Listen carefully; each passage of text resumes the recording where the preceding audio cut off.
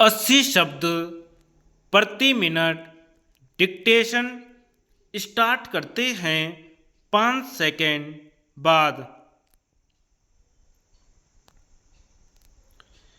मजदूर क्षेत्रों में केंद्रीय श्रम मंत्री के इस कथन का स्वागत किया जाएगा कि सरकार श्रम सम्मेलन और स्थायी श्रम समिति के सम्मुख इस आशय का एक प्रस्ताव रखने जा रही है कि उद्योगों में मजदूरों को भी हिस्सेदार बनाया जाए।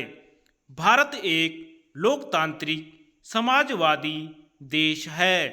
वह समानता और शोषण से मुक्ति के सिद्धांत में विश्वास करता है।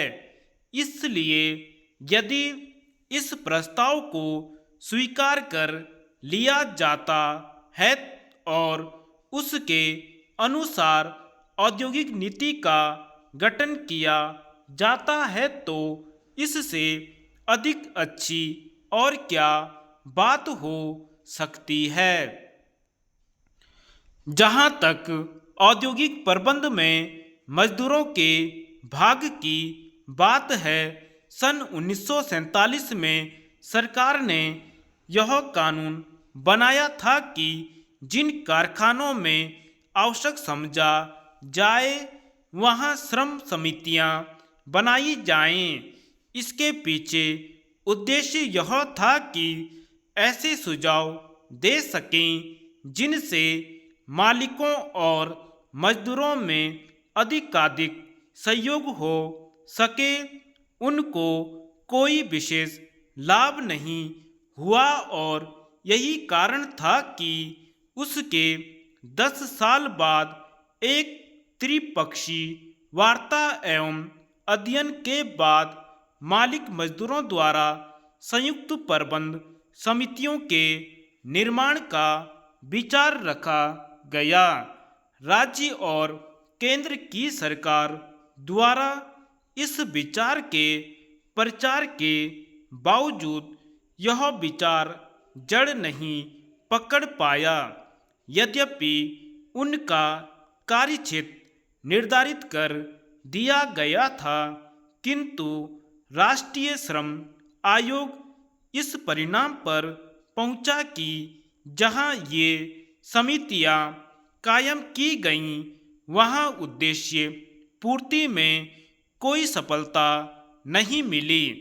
स्वयं श्रम मंत्री ने यह प्रकट किया कि केवल 35 सरकारी उद्योगों में इस प्रकार की संयुक्त प्रबंध समितियां कायम हो सकीं और उनका काम बहुत निराशाजनक रहा।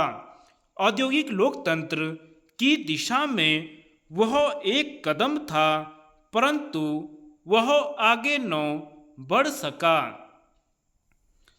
अब पुनः कुछ दिन पूर्व श्रम मंत्री ने घोषणा की थी कि सरकार ने उद्योगों के प्रबंध में मजदूरों को शामिल करने का निश्चय किया है और इसके लिए प्रशासन सुधार आयोग की सिफारिश के अनुसार कारखाने के निदेशकों में से एक मजदूरों का प्रतिनिधि रखेगी।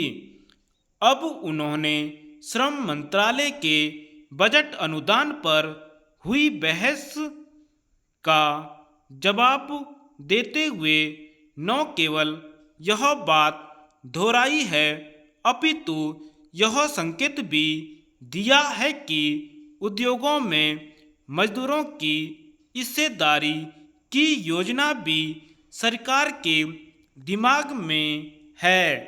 कहना न होगा कि यदि यह योजना कार्यान्वित कर दी गई तो प्रबंध और मिल्कियत दोनों में मजदूरों की साझेदारी होने से औद्योगिक क्षेत्र में एक क्रांतिकारी युग का श्री गणेश हो जाएगा।